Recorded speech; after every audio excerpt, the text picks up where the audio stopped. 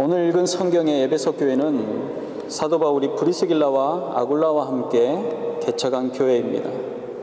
처음에는 그저 지나가던 길에 있었던 지역이고 또 도시였습니다. 그런데 그 도시는 지리와 경제적인 요충지였습니다. 복음이 전파되기 좋은 환경을 가지고 있었습니다. 에베소서는 바울의 서신서 중에서도 교회의 특별한 문제를 거론하지 않는 그런 서신서입니다. 그래서 에베소서와 같은 서신서들은 모든 교회들이 돌려가면서 읽고 또 읽게 되는 회람용 서신이라고 표현합니다. 에베소서는 그 내용면에 있어서 바울의 신학의 핵심이 잘 녹아있다라고 말할 수 있습니다. 특별히 그 중심에는 교회라는 아주 중요한 가치를 담고 있습니다. 세상을 살아가야 하는 모든 성도들에게 이 말씀을 교훈을 넘어서 지도서와 같은 말씀으로 주어진 것입니다.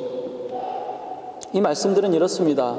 복음이 우리에게 어떻게 오게 되었는지, 그 복음은 누구를 위한 복음인지, 그 복음 안에서 있는 사람들은 새 사람이며 어떻게 살아가야 하는지에 대한 이야기를 합니다. 그 복음 안에 거하는 사람들의 모임인 교회가 무엇인지, 교회의 역할과 교회의 사명이 무엇인지, 그리고 크고 작은 공동체들을 통한 하나님의 뜻이 무엇인지를 말하고 있습니다.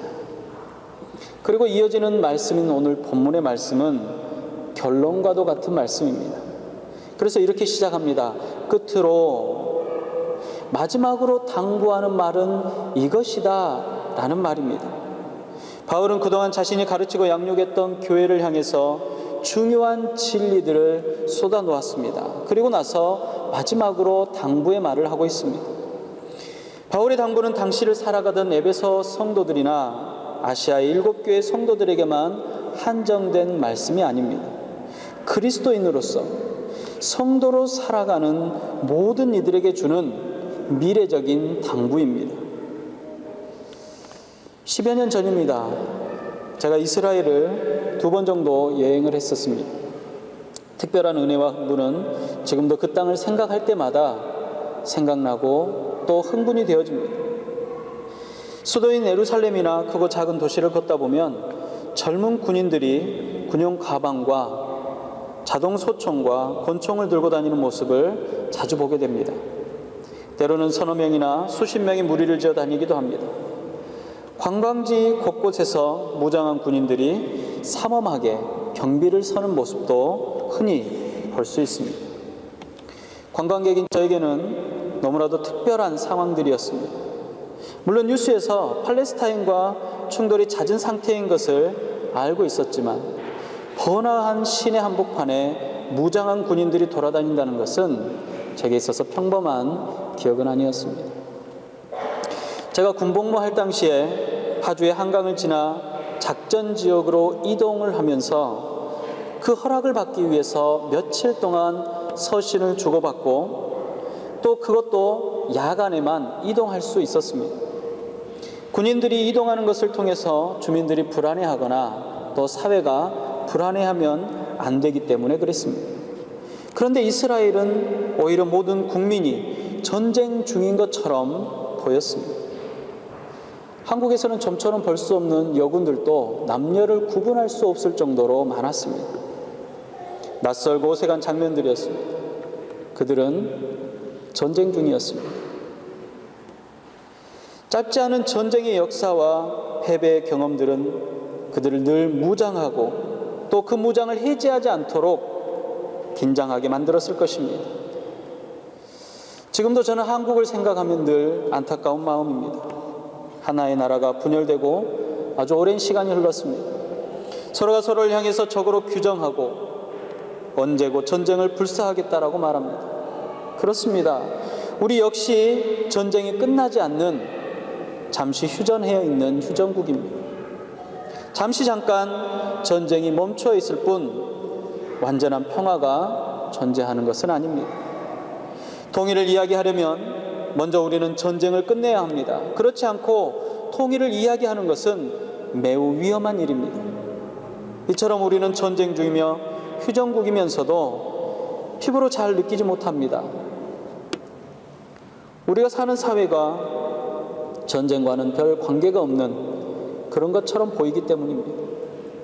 도시는 매일 매 순간 활발하게 움직입니다.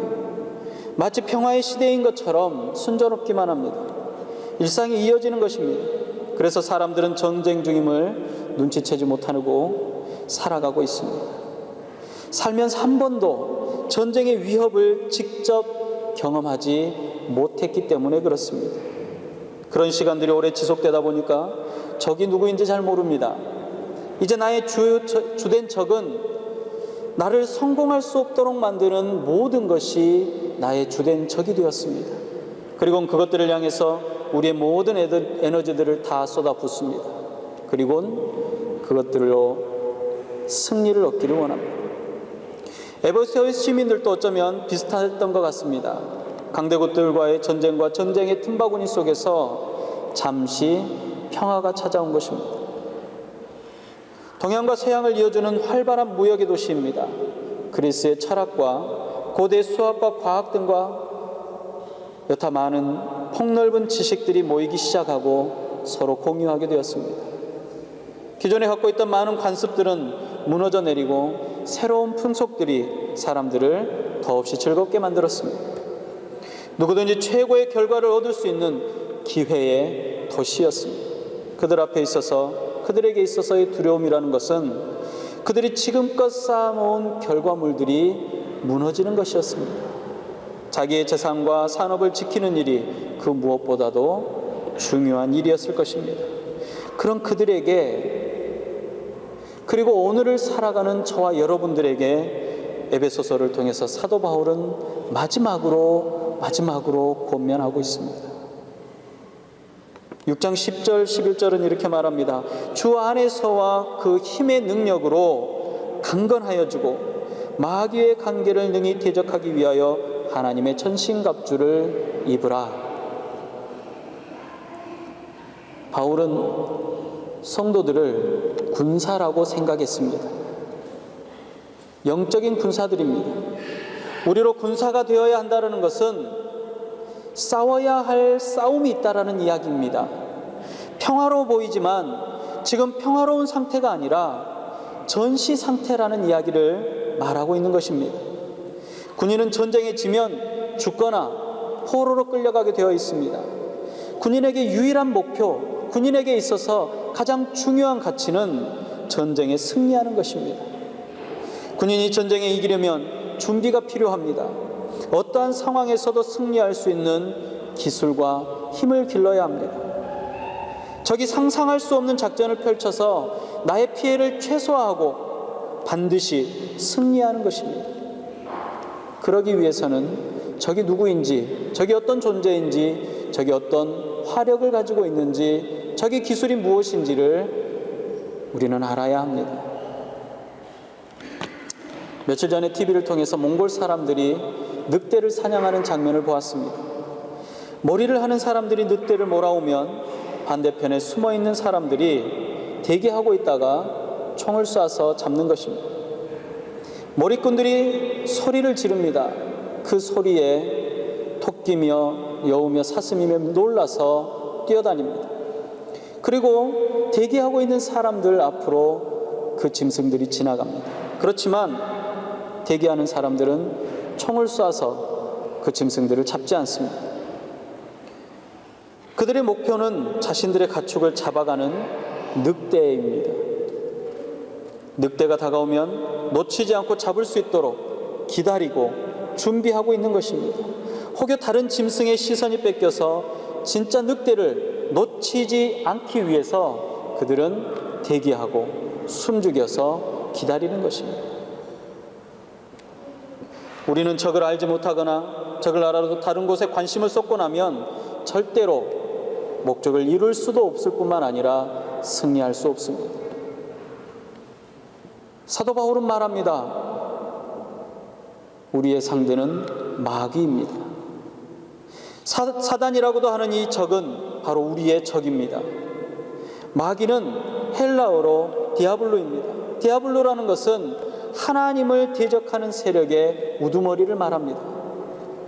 마귀는 처음부터 하나님을 대적하는 자입니다. 처음부터 살인하는 자요, 거짓말쟁이요, 거짓의 아비입니다. 또한 그는 간사한 유혹을 부리는 우두머리입니다. 마귀의 전투 방식이 바로 간사한 유혹입니다. 마귀의 괴계라는 것은 거짓과 진리를 섞어서 주장하는 것을 말합니다. 그래서 분별치 못하도록 하며 우리를 유혹하는 것입니다. 마귀는 성경을 잘못된 뜻으로 오해하도록 만듭니다. 그리고 그것들을 인용해서 자기의 주장을 뒷받침합니다. 그리고 우리를 유혹하는 용도로 사용합니다. 그들은 그리스도의 사자처럼 위장하고 나타납니다. 그리고 스스로가 하나님이라고 말합니다. 에덴 동산에서 뱀이 하와를 유혹할 때 얼마나 간사한 말로 유혹합니까? 뱀은 하나님의 말씀을 교묘하게 이용합니다. 그렇기 때문에 하와가 속을 수밖에 없었습니다. 마귀의 목적은 우리를 죽이고 멸망시키는 것입니다. 요한복음 10장 10절에 보면 도적이 오는 것은 도적질하고 죽이고 멸망시키려는 것뿐이라고 예수님은 말씀하셨습니다. 사랑하는 성도 여러분, 마귀는 영적인 존재입니다. 우리의 상대는 우리의 육체적인 눈으로는 볼 수 없는 혹은 알 수도 없는 그런 존재라는 사실입니다. 그들은 정사와 권세와 어둠의 세상의 주관자들과 하늘에 있는 악의 영들이라고 말합니다.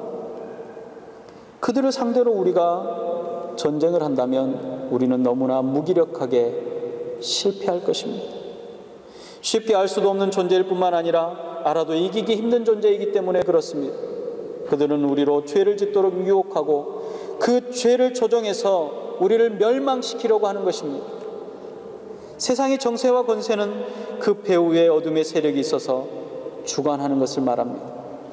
그리고 세상의 어둠이란 세상의 죄악을 말합니다. 이 모든 것을 주관하는 자가 존재하는데 그 자가 곧 사탄입니다. 마귀입니다. 그리고 사탄의 명령에 의해서 움직이는 하늘의 악한 영들이 있습니다. 그들이 바로 악령이라고 표현하고 말하는 것입니다. 과연 저와 여러분들이 이들을 상대로 전쟁을 한다면 승리할 수 있겠습니까? 그래서 사도 바울이 말하는 것입니다. 주 안에서와 그 힘이 능력으로 강건하여지고 마귀의 괴계를 능히 대적하기 위하여 하나님의 전신갑주를 입으라. 먼저 주님 안에서 주님이 주시는 힘과 능력으로 강건하여지라고 말합니다. 주님 안에서라는 말은 우리가 승리하신 예수 그리스도와 연합하는 것을 말합니다. 주님과 연합하며 주님의 뜻과 은혜를 따라 살아가는 것을 말합니다. 연합할 뿐만 아니라 그 힘의 능력으로 강건하게 되어야 합니다. 주님의 힘이 무엇입니까? 예수 그리스도의 승리라는 말은 우리가 많이 들었습니다. 어떤 힘으로 승리하게 되었는지 여러분들은 혹시 알고 있습니까? 바울은 이 힘의 실체를 전능하신 하나님에게서 찾았습니다. 에베소서 1장 19절은 말합니다. 그의 힘의 위력으로 역사하심을 따라. 그 힘은 하나님의 주권적인 역사하심이십니다. 에베소서 1장 20절과 23절은 말합니다. 모든 통치와 권세와 능력과 주권과 이 세상뿐만 아니라 오는 세상에 일컫는 모든 이름 위에 뛰어나게 하시고 또 만물을 그의 발 아래 복종하게 하시고 그를 만물 위에 교회의 머리로 삼으셨느니라. 교회는 그의 몸이니 만물 안에서 만물을 충만하게 하시는 이의 충만함이니라 라고 말씀하십니다. 하나님께서 능력과 힘으로 예수 그리스도를 죽은 자 가운데서 살리셨습니다. 그와 동시에 허물과 죄로 죽은 그의 택하신 백성인 저와 여러분을 살리셨습니다. 그리고 성령을 통해서 살리신 백성들을 강건하게 하십니다. 에베소 3장 16절은 말합니다. 그의 영광의 풍성함을 따라 그의 성령으로 말미암아 너희 속 사람을 능력으로 강건하게 하시오며 이제 부활의 힘과 능력의 소유한 성도에게 마귀를 대적하기 위해서 전신갑주를 입으라고 명령합니다. 전신갑주라는 것은 전쟁에 나가는 군사의 공격과 방어를 위해서 입는 것들입니다. 등산을 가는 사람들은 등산복을 입습니다. 수영을 하러 가는 사람들은 수영복을 챙겨서 갑니다. 전쟁에 나가는 사람만이 전투복을 입고 보호장구를 착용합니다. 옛 사람을 벗어버리고 새 사람을 입으라고 하는 사도 바울의 말은 평상복을 벗고 전투복을 전신갑주를 입으라는 말씀과 같은 말입니다. 하나님의 새로운 능력으로 무장하라는 말씀입니다. 왜냐하면 이 전쟁은 인간인 우리 혼자 싸우기에는 너무나도 어렵고 이길 수조차 없는 전쟁이기 때문에 그렇습니다. 그래서 하나님의 힘과 능력의 전신갑주는 악한 영의 공격을 가장 효과적으로 방어할 수 있는 능력이 있습니다. 뿐만 아니라 마귀의 관계를 능히 대적할 무기가 된다라고 사도 바울은 말하고 있습니다. 하나님의 전신갑주를 자세히 들여다보면 오늘 본문 이후에 나오는 14절부터 18절까지의 말씀에 나옵니다. 진리의 허리띠, 의의 호심경, 평안의 복음이 준비한 신, 믿음의 방패, 구원의 투구, 성령의 검인 말씀, 그리고 기도와 간구가 바로 그것입니다. 16절을 보면 모든 것 위에 믿음의 방패를 가지고 이로써 능히 악한 자의 모든 불화살을 소멸하고 라고 말씀합니다. 방패가 적의 공격을 막는 방어의 무기이듯이 믿음은 사단의 공격으로부터 우리를 방어하는 방어의 무기가 되어집니다. 바울은 적들의 공격을 불화살이라고 표현했습니다. 사방을 에워싸서 불로 화살에 매여서 한꺼번에 공격을 해 들어오는 아주 무서운 공격입니다. 강렬한 공격입니다. 그만큼 강렬한 공격이 퍼부어질지라도 우리의 믿음의 방패는 능히 막아내고도 남는다라고 사도 바울은 말합니다. 마귀의 공격을 효과적으로 완벽하게 방어하고 그들의 공격을 완전하게 무찌를 수 있는 무기가 우리에게 주어졌다라는 사실입니다. 사도 바울은 11절 말씀에 우리에게 이야기합니다. 전신갑주를 입으라. 그리고 13절에 또 말합니다. 전신갑주를 취하라. 옛 사람을 버린 구원의 확신을 가진 사람이 이미 새 사람을 입었듯이 우리 앞에 놓인 전신갑주가 바로 나의 것이라는 것, 이 사실을 확인시켜주는 말씀입니다. 이미 전신갑주가 우리 앞에 놓여 있습니다. 그 전신갑주를 입고 성령의 검과 전능자에게 드리는 기도와 간구를 들고 전장으로 나가는 것은 바로 우리의 몫입니다. 세상의 헛된 것들로부터 우리의 영혼과 삶을 방어할 수 있도록 전신갑주를 입고 공격해오는 사단의 교활한 공격을 막아내고 말씀과 기도로 승리하는 전쟁은 오직 나에게 주어진 것입니다. 세상을 이기신 예수 그리스도 안에 주님 주시는 힘과 능력으로 강건해지시기를 주님의 이름으로 축복합니다. 하나님의 전신갑주를 입고 악한 세상에 담대히 맞서서 승리하시는 성도님들이 다 되시기를 주님의 이름으로 축복합니다. 기도하겠습니다. 전신갑주를 우리 앞에 이미 주셨습니다. 주님께서 주신 진리의 허리띠와 의의 호심경과 평안의 복음이 준비한 신과 믿음의 방패가 구원의 투구가 우리 앞에 있습니다. 성령의 검인 말씀을 들고 기도와 간구로 한 걸음 한 걸음 적진을 향해 전진하게 하여 주시옵소서. 평화로운 시기에, 평안의 때에, 복음이 순탄하게 전파되어지는 이 시기에 우리에게 가장 필요한 것은 하나님의 전신갑주임을 깨닫게 하여 주시옵소서. 예수 그리스도를 살리신 하나님의 힘으로, 예수 그리스도를 인하여서 구원을 얻게 하시는 하나님의 힘으로, 성령에 충만하게 하시는 하나님의 능력으로 하나님이 허락하시는 전신갑주를 취하게 하여 주시옵소서. 그리고 담대히 나아가며 승리하는 자들이 다 될 수 있도록 허락하여 주시옵소서. 주의 날, 기쁨의 날, 주님의 나팔 소리가 울려 퍼지며 마지막 때를 알리는 그 순간, 하나님의 전신갑주를 취한 주의 백성들이 그리스도 앞에 설 수 있도록 허락하여 주시옵소서. 이 말씀에 다시 한번 성령의 능력을 구하며 성령의 임재하심을 구하며 담대하기를 원하는 주의 백성들 위해 함께 하시기를 소망합니다. 허락하여 주시옵소서. 우리를 원하신 예수님의 이름으로 간절히 기도드리옵나이다. 아멘.